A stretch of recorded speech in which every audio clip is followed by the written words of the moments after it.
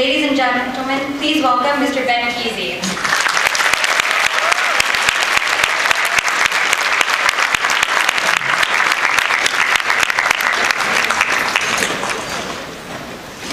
Good evening, everyone. Thanks for that introduction. And Zach, that was awesome. All those names and titles up here. It was hard work. Hi, guys. I'm actually going to try to take this off here. My name is Ben Keesey, and like my bio said, I come from San Diego, and I run a small nonprofit up there called Invisible Children. And for those of you who don't know who San Diego is, we're a town on the other side of the country, and I'm not joking, our weather is perfect. So coming up here in the snowstorm is a little funny. Landing at the airport and seeing all the snow, there was actually some of like the baggage carts that usually move baggage around. They like slapped on the snow plows in front of them, and those were like jamming snow aside so the planes could land. It was pretty amazing. So first of all, give yourself a hand. Congratulations for being here and making it through the snow.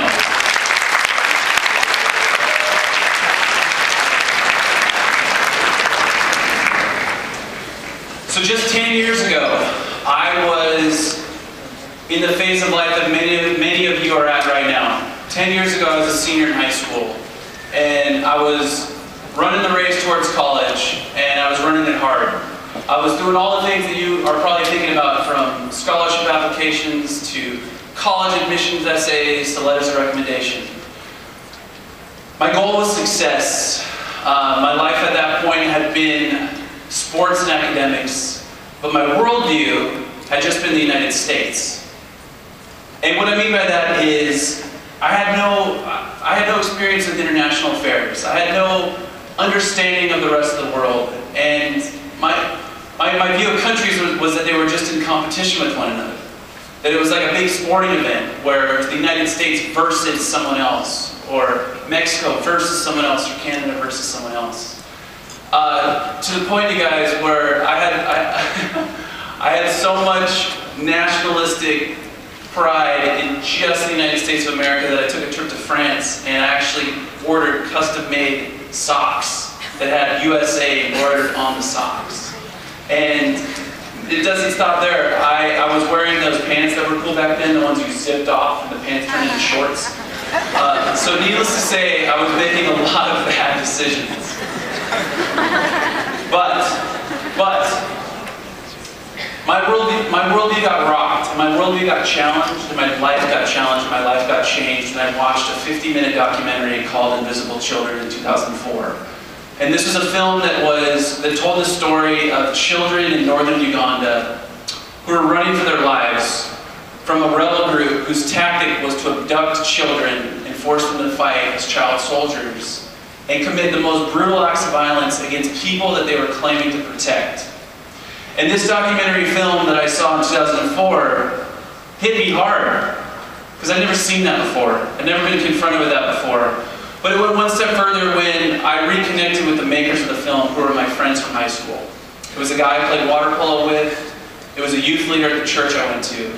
These guys that were average Joes, that were just like anyone that's in your classes today, went on a filmmaking adventure and brought back a story that really impacted me deeply, deeply to the core. And I never had friends that were living a life like that.